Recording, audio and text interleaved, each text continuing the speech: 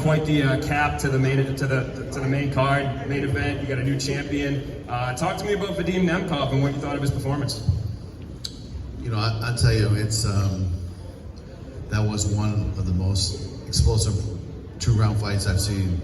It was at a very high level, and Nemkov really impressed me because, you know, Ryan Bader is a world-class athlete, world-class fighter. He's still a heavyweight champ, right? And he was coming in here, and you know, it just didn't work out for him tonight.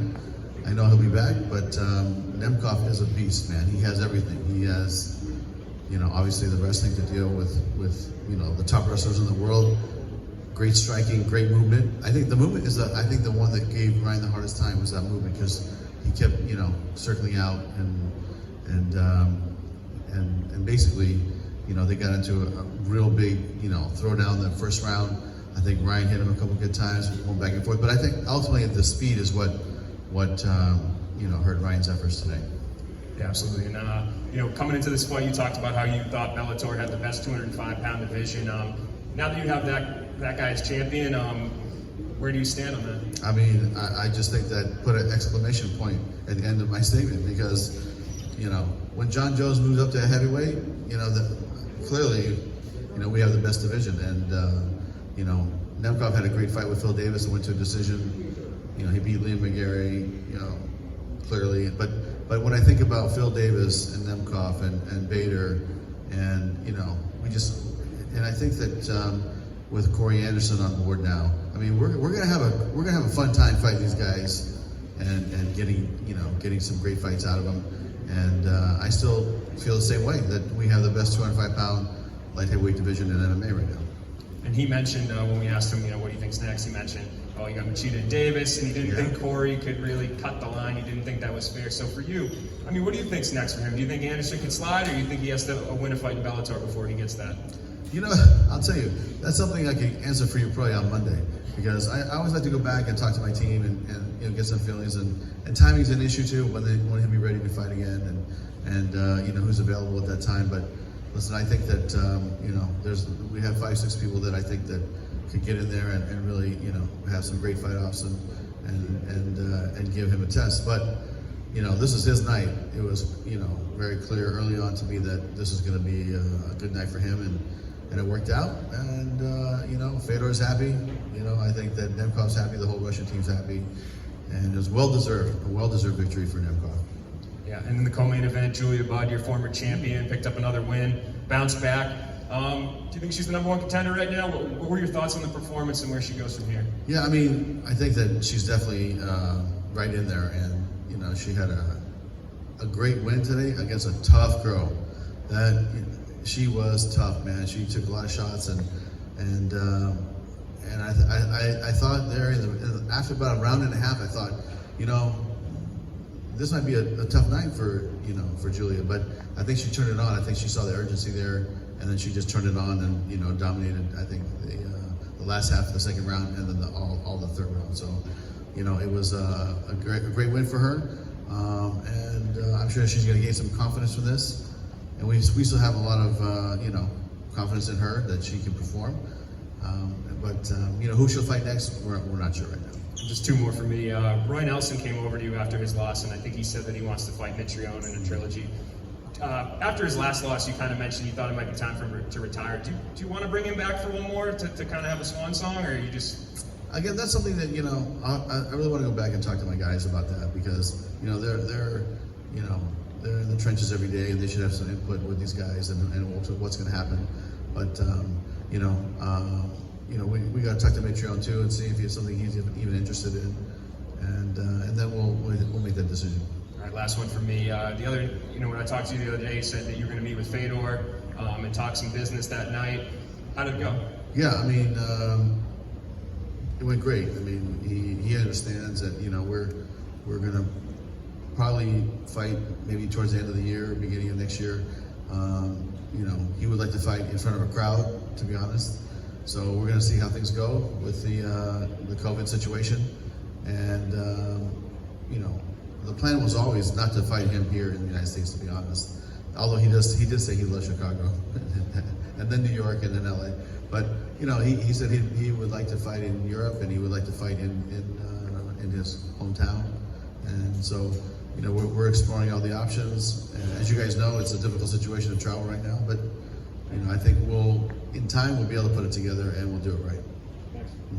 Scott, 3 very successful cards. I mean, are there any fighters? I'm sure Nebkov is one of them. Are there any fighters that really have stood out to you on any of these 3 cards? Yeah, I mean, listen, you know, we have a great roster, and I thought Michael Chandler did a great job last week, and you know, Benson, I mean, he's a tough kid too, and you know, he got caught, and that's what it is, but it shows you how much power Michael has. I thought he was impressive. I thought Sergio Pettis had a great fight, and you know, to me, the way Julia kept pressuring her towards the end of the fight, I said, okay, she's really stepping up and showing us what she's got, and she's got a great team over there. But you know, like you said, besides Nemkov, but really tonight really was about Nemkov, right? So to me, it's like, I think this fight really puts a stamp on how great of a fighter this guy is, because like I said, Ryan Bader is, you know, he's the real deal too. So you know, he looked great, and you know, we're looking forward to putting in some great opportunities. And you brought up Michael Chandler. He's kind of been playing matchmaker on Twitter with some UFC guys. I mean, you know, have you spoken with him at all? I think that we've been speaking to Michael for 5-6 months, you know. And again, you guys, you know, there is a business component to this relationship with every fighter, and you know, it's just part of the business, right? And so, you know, there has, you know, at the end of the day, you know, we're going to make some decisions based on sound statistics and, you know, sound principles of you know, what we need to do as a company. And you know, we would like to make a deal with Michael, but we'll see what happens. I mean, listen, he's a great kid. He's been great for Bellator. I think he's been here for 10, 12 years. I mean, he's had a great run, and we'd like to continue. It'd be great to have him stay and retire. But you know, it doesn't always work out. Free agency goes both ways, right? And so sometimes you win, you know, like with Corey Anderson, and sometimes you lose. It's like you don't know. So, but we're still in the game, and we'll see what happens. Someone you just re-signed is Valerie Loureda. I mean, can you speak on that fight contract? And I mean, how important was it to kind of lock her up for the future? I mean, you know, what I really like about her was when we first, I don't want to say discovered her, or you know, we're looking for more female fighters in the 125-pound weight class. You know, she's a traditional martial artist. The father teaches Taekwondo. The daughter's trained. I mean, her sister trains, and you know, yeah, she's, you know, I think she's got, you know, some kicking skills, and she got some punching skills. And what I really liked is that she's in the gym. She's training in MMA. She's learning the game of mixed martial arts, and not just sticking to her traditional style, which she's going to have because you're going to have to learn how to punch, which she has, obviously. Yeah, you guys saw she's got some good power, good timing, and you know, listen, I think the world enjoyed her TikTok dance, right? It was a great thing, and you know, she had a lot of engagement in that, you know, and that's we'll take it, you know, it's great for us too. But at the end of the day, you know, you have to put your time in, and you have to learn to be a complete mixed martial arts fighter, which she's doing. And I think that you're just going to see her grow and grow and grow, because she's athletic, right? She's in shape. She comes to fight. She's got that little mean little thing that you got to have, that little spirit to fight, you know, to really be in the cage, being a warrior. And so she's got that little grit about her. And you know, she can do this. She just has to keep training and getting better and better. And listen, I look forward to putting her back into the cage soon, because we want to keep her going and keep her fighting, and you know, getting her to where she has enough experience to really start fighting the top girls. And last one for me, I mean, how happy are you with how smoothly things have run here at Mohegan Sun with Bellator? You know, it is really amazing. And last 2 weeks ago last week on my staff call, I said, you know, guys, I'm really proud of all you guys, because this is not our core business, if you think about it, right? Setting up an operation like this, arrange COVID testing, getting it back in 12 hours, testing all these athletes, running them through this, you know, little gauntlet here. This is not our core business, you know, and we really became a, like a we got into the COVID business. Let's put it that way, right? And so, coming from running a fight company and operations of a fight company and adapting to this scenario has been impressive to watch our guys really adapt, stay fluid, and get it done. Because I just told them, I said, look, this is like months ago. I said, you know, there's all these protocols that we have to do. As a company, we have to do it.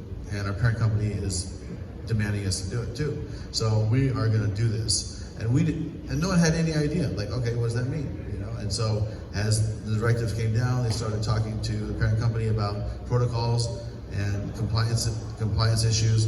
And then once we figure out this is it, I said, okay, guys, I don't know how you do it. I don't know if you guys got to hire more people, but professionals, find infectious disease doctors, you guys go figure it out. And then they did, and they have been very successful at it. So I'm very proud of them. All right, we'll take a couple of questions from the internet.